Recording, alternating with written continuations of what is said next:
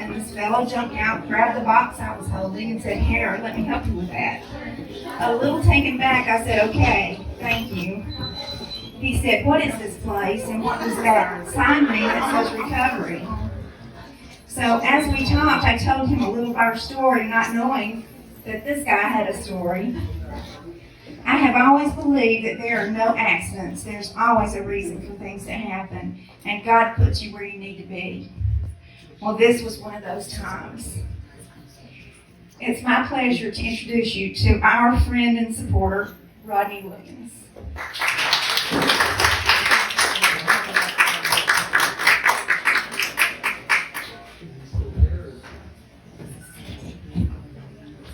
Good evening.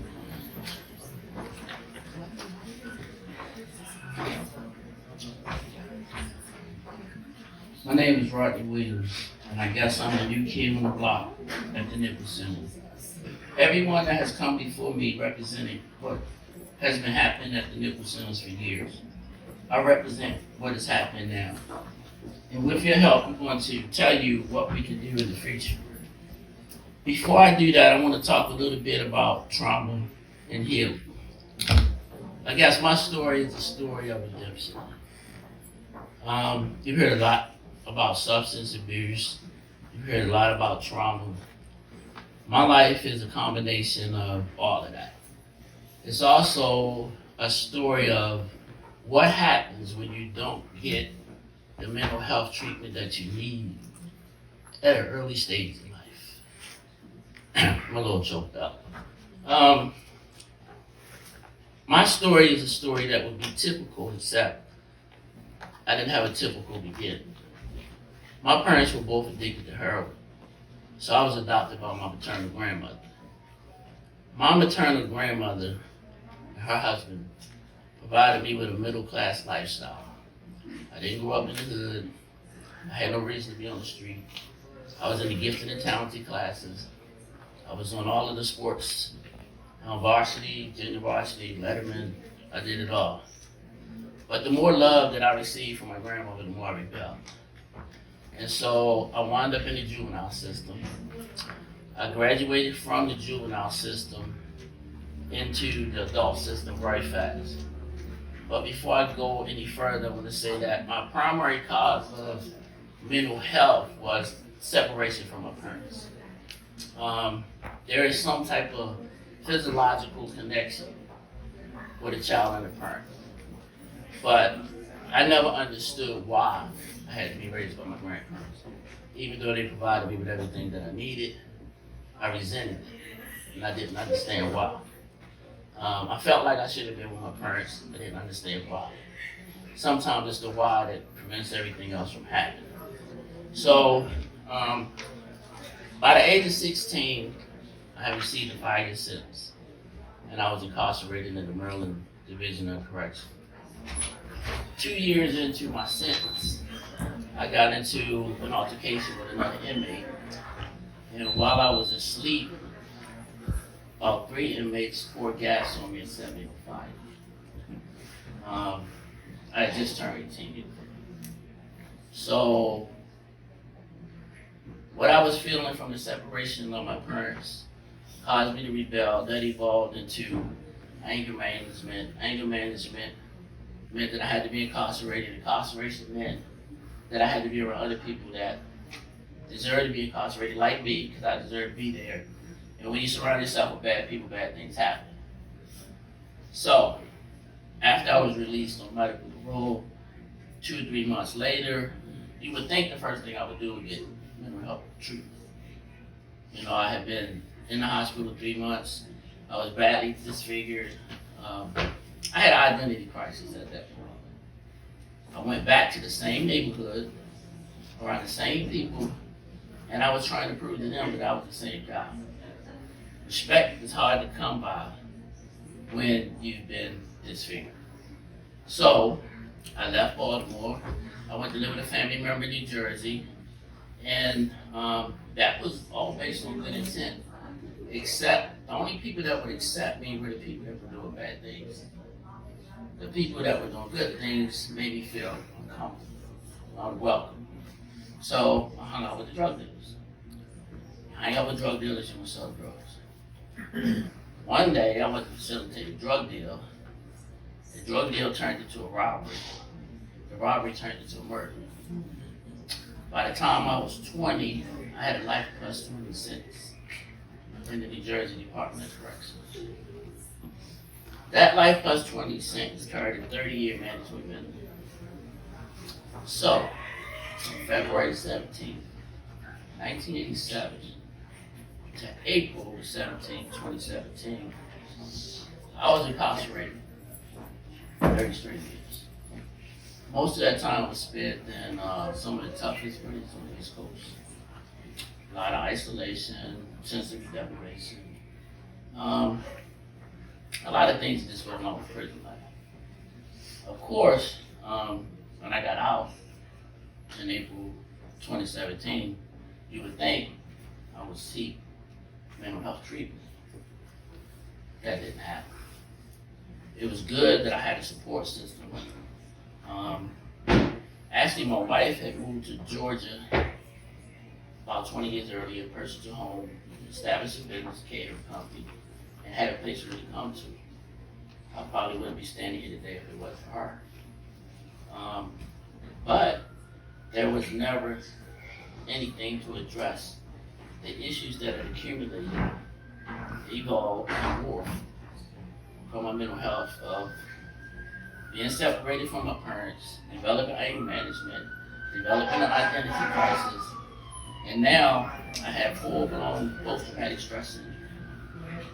So, as I tried to re-enter society, there was a transition or adjustment that had to be made. There was nobody offering any help. I knew I needed help, but there was a lot of misconceptions about obtaining and receiving mental health. One of them was that it was a rich man's luxury. One of them was that, if you went there, they were going to tell you you're crazy, they're going to place you in an institution. And then there was the third one that said if you believe in God, faith will heal you, and you didn't need no doctor.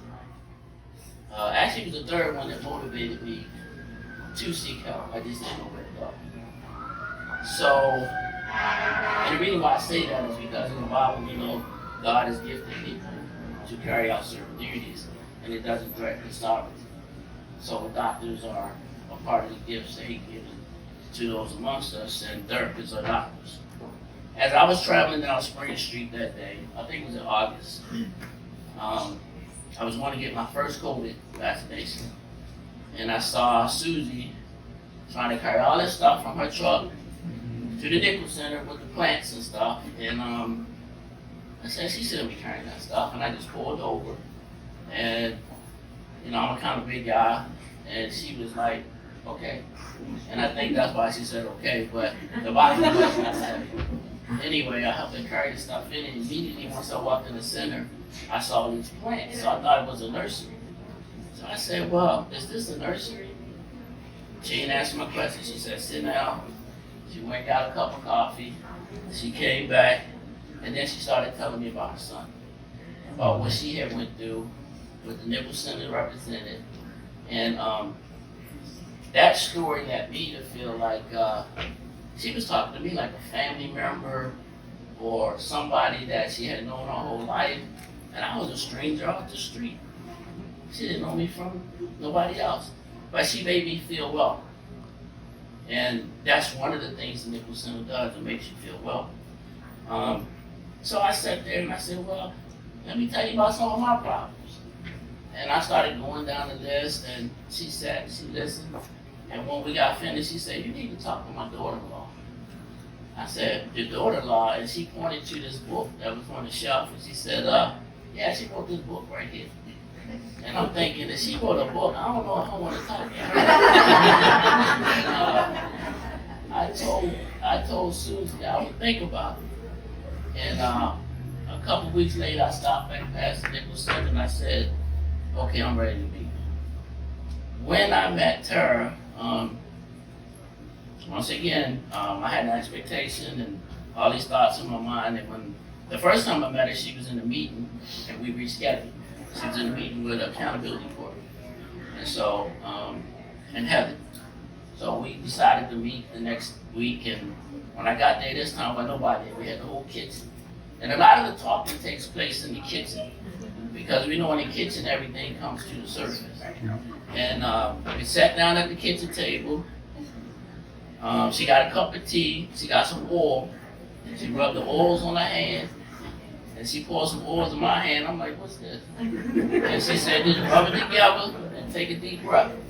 And I took and rubbed my hands together, and I started breathing the oils, and I was feeling cool. I was all right, I was relaxed. And after a while, she said, okay, talk. And I think I did for about 2 hours straight. I just let everything out. And by the time I finished, Tara got up, she went and got a piece of paper, and she began to methodically go over my life. She began to point out the various traumas that I had experienced. She pointed out how I had not forgiven myself for a lot of the mistakes that I had made. And she showed me that I needed help. I said, that's it. Like, I'm thinking it's a clinical diagnosis. She gonna prescribe some medication and things of that nature. And she just said, you just need to forgive yourself and start the healing process. But it made so much sense. For one, I felt it in my heart. I knew that she wasn't just telling me something. And she did a follow-up. So we began to meet and talk. And I think about 6 months ago. And I can say without a shadow of doubt that Tara is a gift from God. I have never met a person that could have an impact so quickly.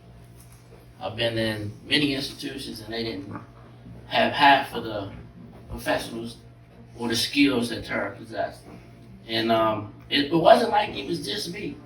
But when she was with me, she made it feel like nobody else was important. There was no other things going on. And if anybody called, she wasn't being interrupted. And then Susie was still lurking in the background.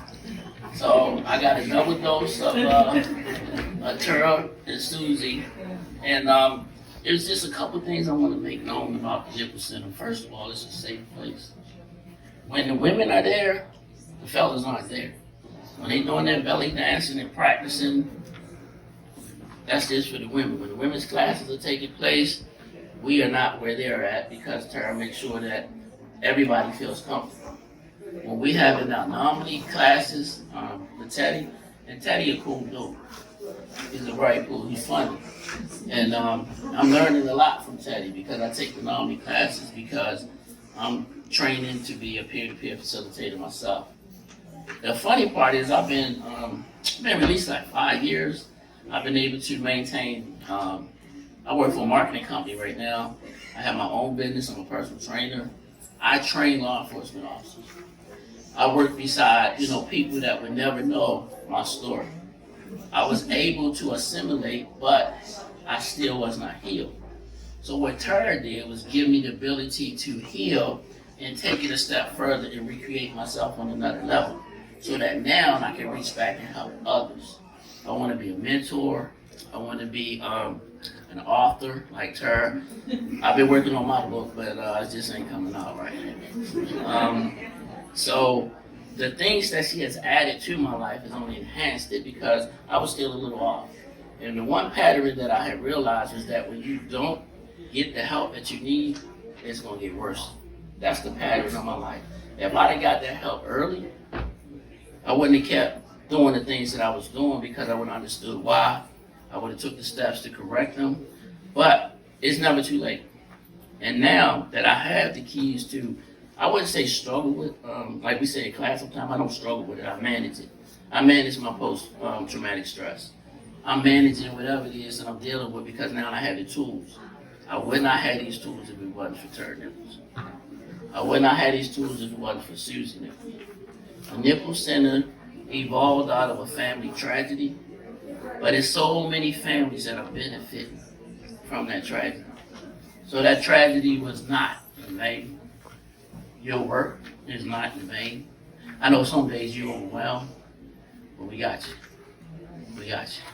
So I'm just here to say that if you care about this community, you got a lot of people like me in your community and you don't know it, You want them to go to places like the Nichols Center, but you gotta invest in them, you see. The Nichols Center cannot continue to do what they do on its own. And they do a lot. They're real good at what they do too. So that's my speech for tonight.